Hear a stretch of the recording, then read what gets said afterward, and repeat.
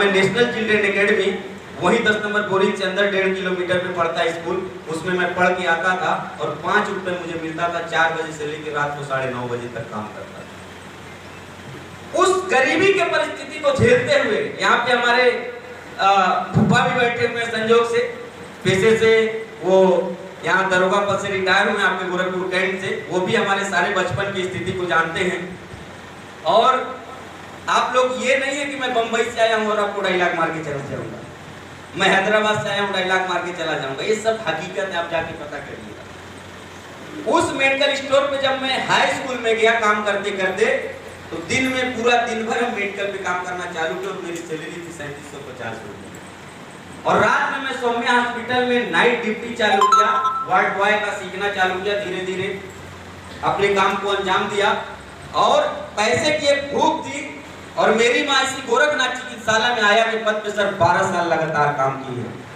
तो शाम को आती कई सारे लोग मेरे ही मोहल्ले के कहते थे यार कुछ तो ऐसा करो कि अब माँ को काम ना करना पड़े, कुछ तो ऐसा करो माँ को काम ना करना पड़े, लेकिन कुछ ऐसा नजर नहीं आता था जिससे हम लोग अपने जीवन को परिवर्तन कर सकें, जो हमारे घर की स्थिति थी इसको बदल सके, जो हमारे बैकग्राउंड था उसको थोड़ा सा सुधार कर सके और जो बड़ा सोच है उसको स्वीकार कर सके।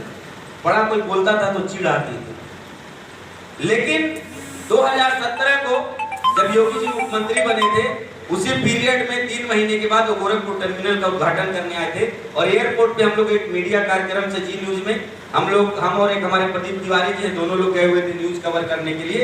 वहां पे हम लोगों की मुलाकात हमारे सीएमडी सर से हुई थी, केवल नंबर आदान प्रदान हुआ था और उसके बाद से कारवां उनसे बातचीत होती रही। बीच में थोड़ा सा काम भी हम लोगों ने किया, लड़खड़ाए भी, और इसीलिए मैं कहता हूँ आप भी अपने जीवन में हो सके लड़खड़ाए आईटीएम में चलने के बाद, लेकिन हौसले को मत अपने खोइएगा। हौसला जिस दिन खो देंगे उस दिन कुछ होने वाला नहीं है। इसीलिए हम कहते हैं जबान चलने लगेंगे, लब कुसाई करने लगेंगे, जिस दिन आप थोड़ा सा भी लड़खड़ाएंगे गूंगे भी बुराई करने लगेंगे। ध्यान रखिए। और जो गूंगे आपका बुराई कर रहे हैं, जब वो आपके बराबर नहीं पहुंच पाएंगे आपके पैर के नीचे खुदाई करने लगेंगे। समझ रहे हैं? ऐसे लोगों से भी बचिएगा। और निश्चित तौर पर कई बार जो स्टेज पे आपसे हारना पसंद करता है, और वो 3 रिश्ता है, पहला है माँ बाप का, दूसरा है गुरु का और तीसरा है नेटवर्क में एक्टिव एंड इफेक्टिव अपलाइन का।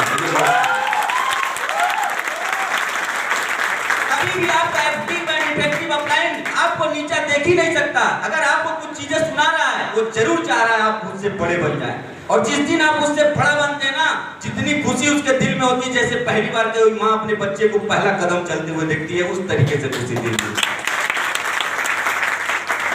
और आप सभी लोग, वाईटीएम अब एक संस्था नहीं रह गई है, वाईटीएम अब लाखों लोगों का परिवार बन चुका है। उन लाखों लोगों के परिवार के माध्यम से आने वाले समय में करोड़ों लोगों का परिवार बनने वाला है, और उन करोड़ों लोगों के सपने का जिम्मेदारी अगर ये देवव्रत मौर्य के ऊपर आया है, मैं आपको विश्वास दिलाता हूं आने वाले 2025 तक अगर आपने एक डिसीजन केवल ले लिया समर्पित भाव से करने का, यहाँ जो आज स्टार के लिए मंच छोटा पड़ गया था, गोरखपुर में जो चंपा देवी पार्क है उसके लिए डायमंड का भी मंच छोटा पड़ गया।